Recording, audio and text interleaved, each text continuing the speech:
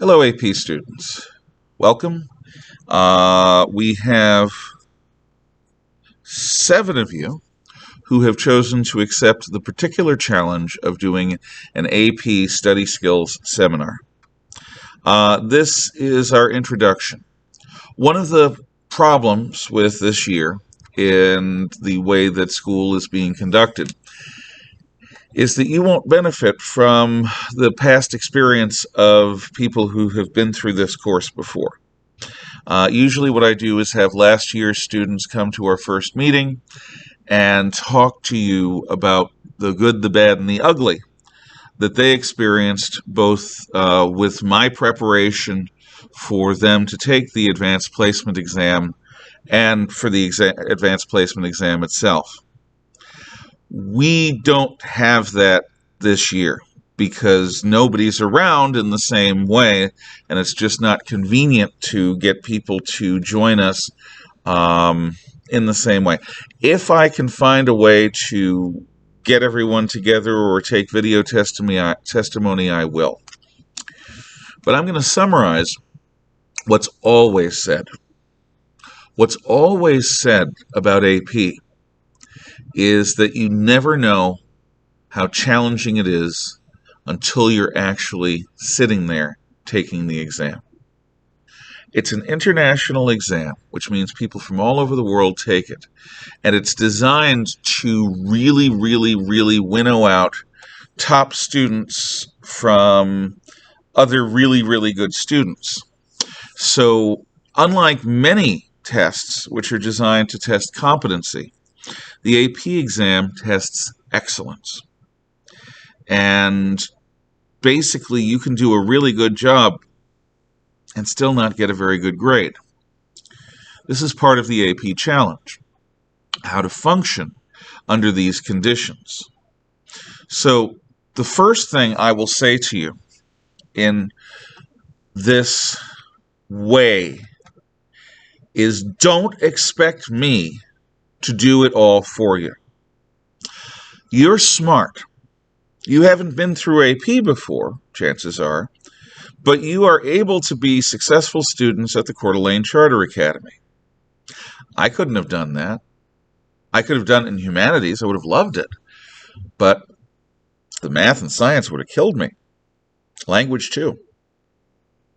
So already you have it more together than I did when I was your age.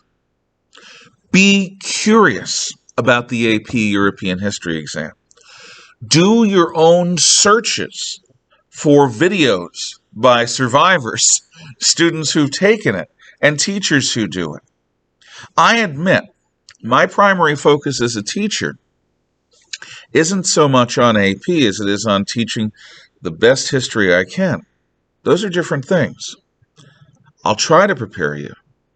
But what I would love, and what I will certainly find a way to give you academic credit for, is if you find something, sources, people, resources online that you discover help you get ready for the test, that you think are worthwhile and interesting, that you believe give you things that I haven't been able to give you or that you haven't been able to get on your own. If you seek these things out, I am convinced you will find them, and if you find them, we will have a better experience when you share them with us. So, please do this. And don't just do this once. Do this throughout the year. You're the one who's going to be there alone with that test next May. You have got to take personal responsibility for preparing yourself for it. I will help. But I can't be everything that you need. So the first bit of advice that past students would give is take the exam seriously. The second bit of advice that I will give, and that they would have given also, is you yourself Use your own cleverness and your own resourcefulness and your own skills researching and looking things up to find useful things and share with us. The third thing is a fundamental difference between the Advanced Placement European exam, history exam, and regular study of European history, is the emphasis on scholarly and professional historical interpretation. So we are going to have to look beyond the sources of our textbook and this other book here, which I hope you will buy. If you haven't yet already, please do so. The information is available to you, and it needs to be in your possession pretty much by next week. We're going to go beyond that. We're going to try to discern what historians think of history. It's called historiography. And we're going to try to figure out various popular debates and controversies about the history that have come. So that's 3 things, easy to remember. Take it seriously. Make it your own business to find things that you can share with us. Understand that knowing the history alone isn't enough. You have to understand controversies that have arisen, and you have to understand bone deep how people of goodwill with different judgment can come to radically different conclusions about what history means. The last thing is that this study seminar will both teach you and test your ability to organize yourself, particularly to organize your writing. Your writing is key to doing well on the AP exam. But writing is also a universal skill. If you write well, it'll help you think in a more orderly fashion. If you write well, it'll help you speak more persuasively, more comprehensively. Writing is the disciplined, purposeful communication of thought, where you don't have to worry about the emotional razor's edge that you may be walking in a given moment in time. You have the ability to craft your message. And good craftsmanship in writing is what the AP people will want. So now we've got 4. Take it seriously. Make it your own business to find resources for us. It's about interpretation. And you will need to be a better writer than you are now to do well. And I will help you with that. So, that's what's coming. Basic lesson on historical interpretation. How might a person look at the past? What lens might they use to bring certain things into focus and leave other things in the indeterminate background? Well, back in the 1800s, a guy named Creasy wrote a book, or Creasy, called 15 Decisive Battles. And Creasy's thesis was that world history, the history of Western civilization, from its beginnings all the way up to Victorian England when he was writing, was like a game of pool or billiards. You have a decisive battle in a critical war that is going to reshape everything. So imagine the cue ball or a pool ball sailing along on one trajectory, and then a decisive battle knocks it off into a different trajectory. Yeah. You get the idea. He posited that there were 15 battles. One of them was the Battle of Marathon. The other was the Battle of Actium. Marathon saves Greece, at least initially, from the Persian invasion. Actium gives Augustus victory in the Roman civil wars. And going through these 15 decisive battles, Creasy argues that human history is a product of the detailed choices made by generals and the particular actions made by common soldiers in something as random a die roll, as random a gamble, as an open battlefield. So that's one way of looking at history. And military historians tend to be harmonious with the decisive battle theory of history. It's a traditional way of looking at history, and to an extent I see it as valid, personally. A second way of looking at history is the great man theory. Today it would be the great person theory, but you get the idea. The notion is that there are people, individuals, who are in the right place at the right time with the right skills and the right vision, who prevail in such a decisive fashion, in such a critical fashion, that they personally reshape the history of the world and redirect it. Now, religious people understand this. A Zoroastrian, for example, a follower of Persian dualism, would appreciate that without Zoroaster, and later without Mani, you wouldn't really have much of a religion. Jews couldn't imagine the history of the Hebrews without Abraham, Isaac, Jacob, Moses, David, Solomon, and all the rest. What would Christianity be without Jesus or the apostles or St. Paul? Could you have Islam without the Prophet Muhammad? Could you have Germany without Otto von Bismarck? Could you have Rome without Augustus Caesar, or before him Julius Caesar? The notion is that biography is history. Now, the ancient historian Plutarch was very much of this mind.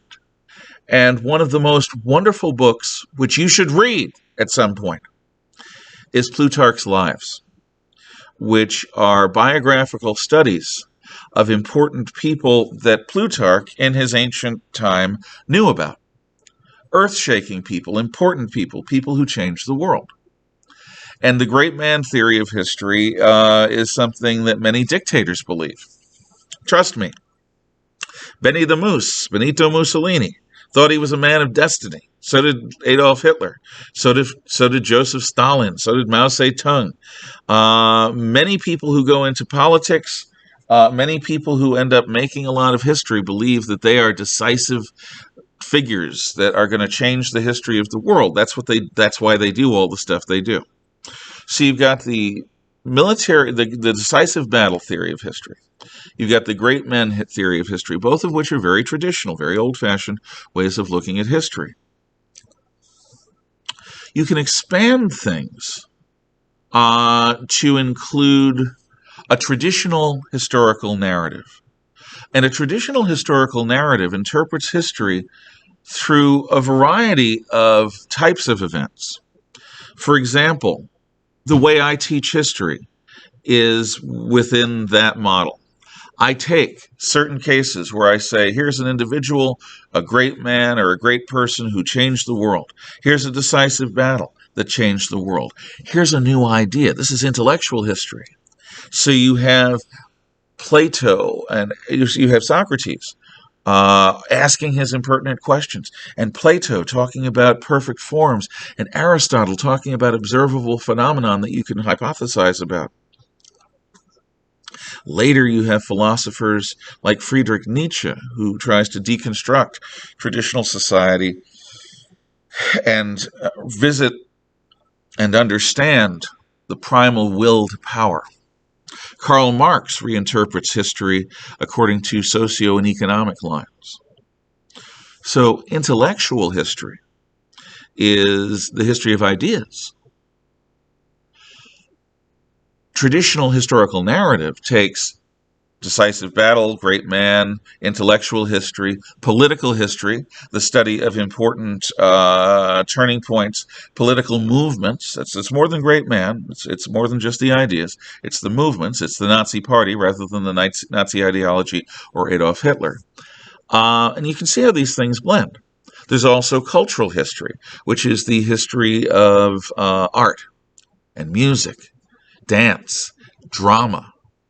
And there are things that you can get from art history and cultural history and literature, of course, literature, that you can't get from anything else. There is archaeology, which still deals with historical periods too, trying to understand people through the artifacts that they leave behind. The most modern forms of historical interpretation, in addition to decisive battle, great man, traditional historical narrative, which sort of is a catch-all, intellectual history, cultural history, and political history I had mentioned. The first of the modern interpretations is Marxist history. Karl Marx, the founder of communism, is a man who deeply thought about history. And agree with him or not, he appreciated how history helped shape the present world. And he worked hard at developing his theories of 3 ages of history.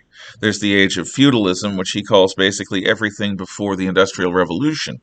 It's our time of savagery and our time when we have noblemen who have warriors that control the peasantry. And then the Industrial Revolution brings on the second age of history, which is the age of capitalism, where clever people, professional people, inventive people come up with new products and new ideas and build the first factories. Without people wanting to make themselves filthy rich by their ideas, we would never have had an Industrial Revolution. Marx is right about that. So Marx argues that the age of capitalism helps us to create the industrial wherewithal to feed the world, to clothe the world, to meet every need, and to give everyone a little taste of luxury. And because he's a communist, he believes that the government or that the society should involve the free and equal sharing of everything, one way or another. The third age of history, according to Karl Marx, is the age of socialism, or true communism, when from each according to his own, to each according to his needs. What that means is we give freely of our talents and work hard for the common good, not to get paid, but for the common good. And we each take from the common weal all that we need and nothing more. From each according to his abilities, to each according to his needs. You don't need money. Maybe you share the work. You do some farming in the Monday and Tuesday, some factory work in Wednesday and Thursday, some intellectual or artistic work on Friday or Saturday. Sunday you're devoted to community affairs or whatever. What you do with your time is you share freely, and you therefore have free access to the fruits of other people's labor. It's a utopian vision. It's a materialistic vision. It's a vision I personally absolutely do not share. I don't think human beings are fitted for it. But it's very similar to ant hills and beehives. The third age is only going to come about through struggle, revolutionary struggle, violence, according to Marx. And we can go on and on about that.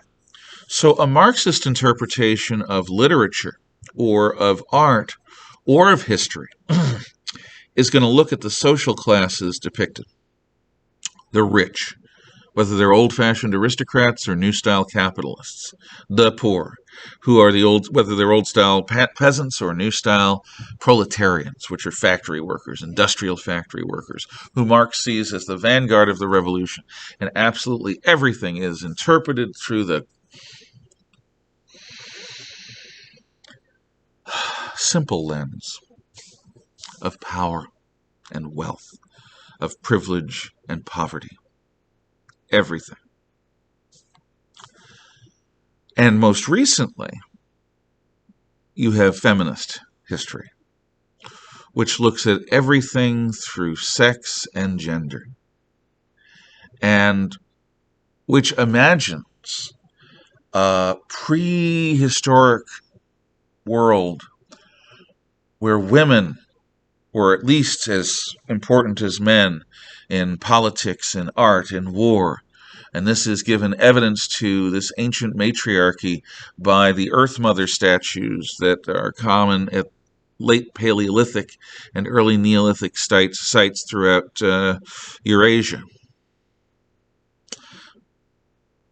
And everything since then, since this mythical, because there's no evidence for it, there's a lot of interpretation behind it, and matriarchies are exceedingly rare in actual provable human history, exceedingly rare, and always limited in size. Throughout history, basically the litany of feminism is men are evil, men oppress women, it's a conspiracy to keep women down, and it's time for women to rise up. Which is a nice political message if you believe in that sort of thing. But what it does is it takes a very modern idea, the notion of the post-industrial equality of the sexes, and projects it backward and judges harshly any person from the past, whether they're 100 years ago or 1,000 years ago or 10,000 years ago. Anyone from the past who doesn't live up to the current moment's dogma of what equality means is damned as racist, sexist, homophobe, blah, blah, blah, blah, blah. I don't find it a compelling way of looking at history. Because like Marxism, this feminist approach to studying everything, history, art, literature, through the lens of gender power politics, misses the point. It's so consumed with present-day controversies that it blinds itself with them to the pastness of the past, which is what a historian named Gerda Himmelfarb once called it. Appreciating things as they were in a way that would be recognizable to the people who lived through them. The worst thing that traditional historians thought a historian could do is take their own prejudices and project them backward and skew everything they see by looking at it through a contemporary lens that is a complete anachronism, has nothing to do with the time or place. But Marxist history does this in the name of class politics, and feminist history does this in the name of gender politics. They are very popular on campuses. And if you pursue further study in history after high school and during high school, you will encounter them. In fact, you may be forced to use them to interpret everything from Charles Dickens to the Last Supper, painting by Da Vinci.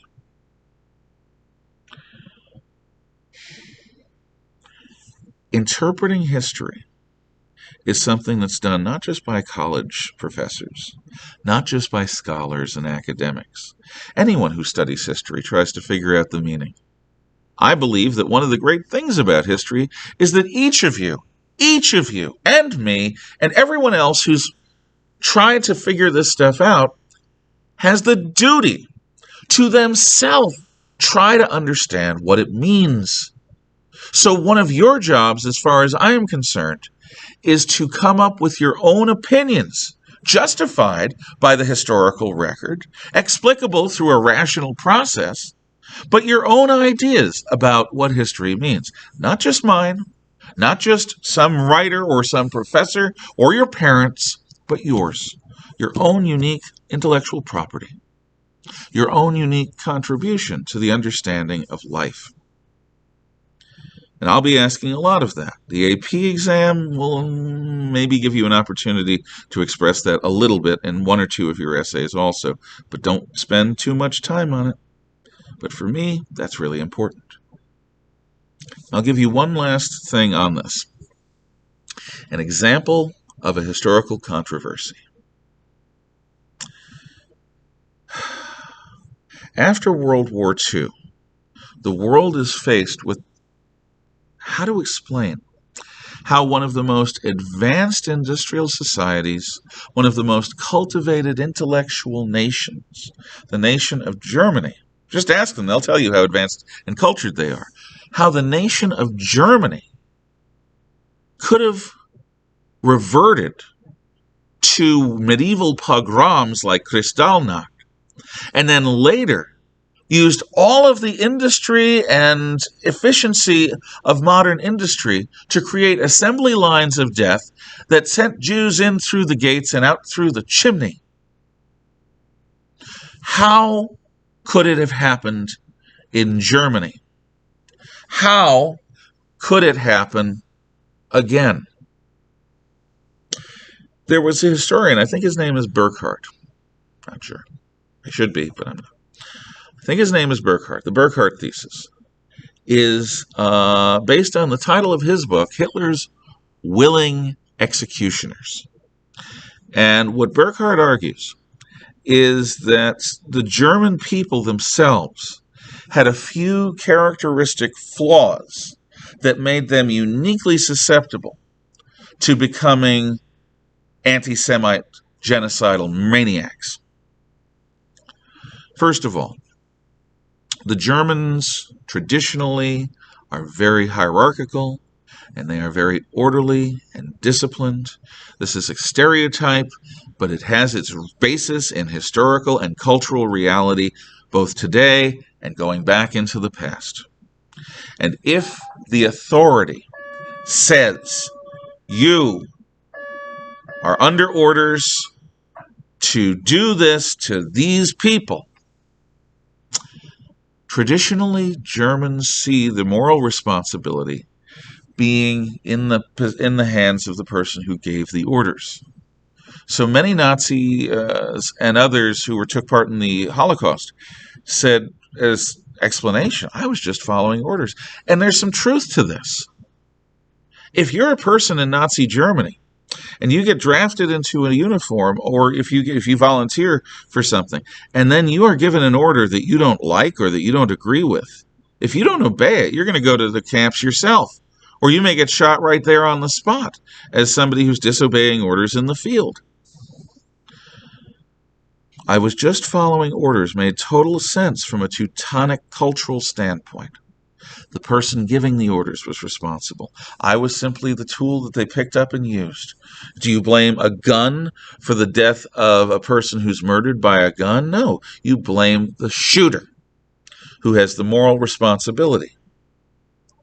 Now, we in the Anglo-Saxon nations, we in the English-speaking world, since World War II have developed ideas that we say we had beforehand. I don't know if we did. I think we probably did. But we developed the idea that you don't have to follow immoral orders.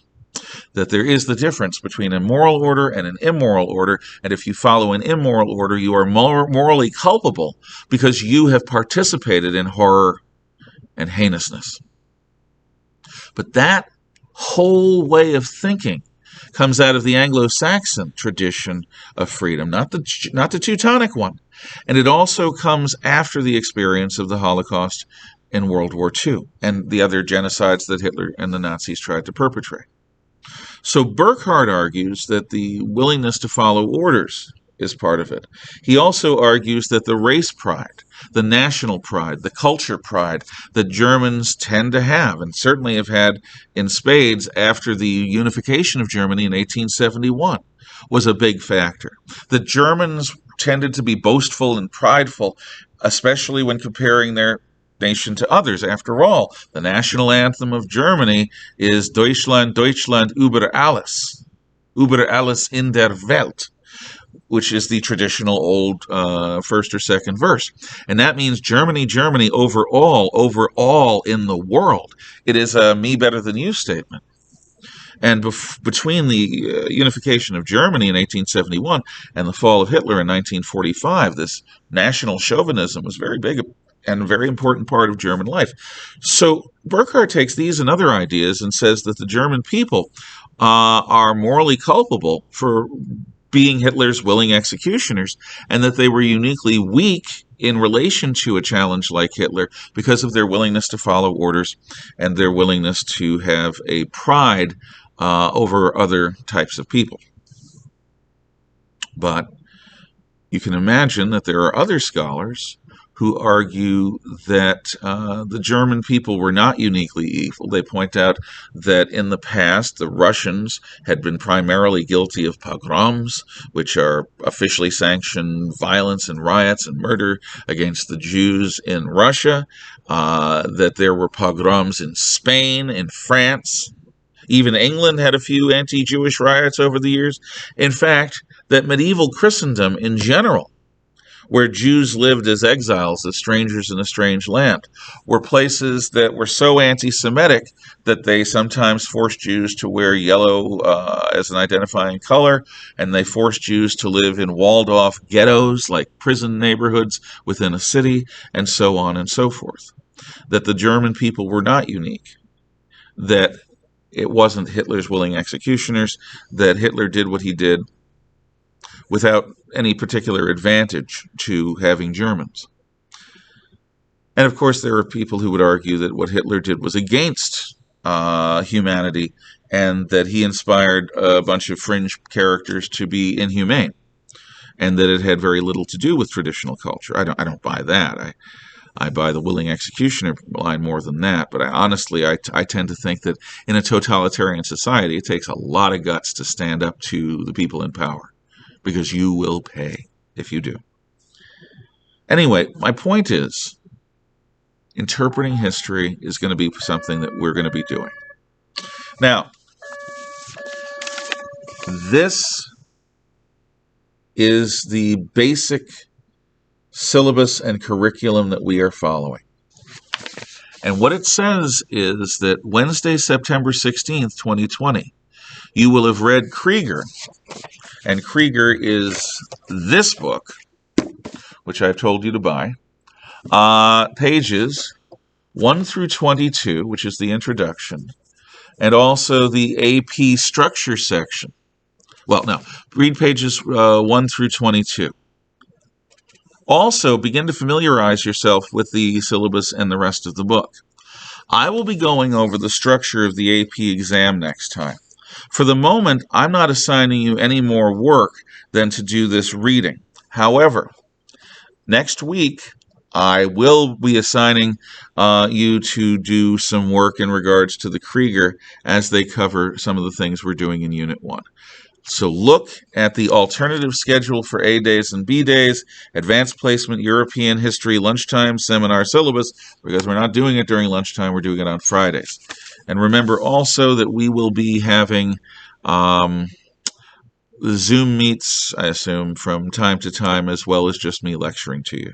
You're also going to be producing videos, lessons for us all to watch.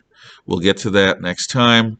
But for now, just read Krieger 21 to 22, and of course, get Krieger, which is that book, and look ahead and maybe get started reading some future sections. Please email me with questions or email me with questions. This is still probably the best way to do this. Thank you for your time and extra attention. Thank you again for your willingness to do this. By the way, there are, as I said, 1, 2, 3, 4, 5, 6, 7 of you. So hoorah for that. Have a great weekend.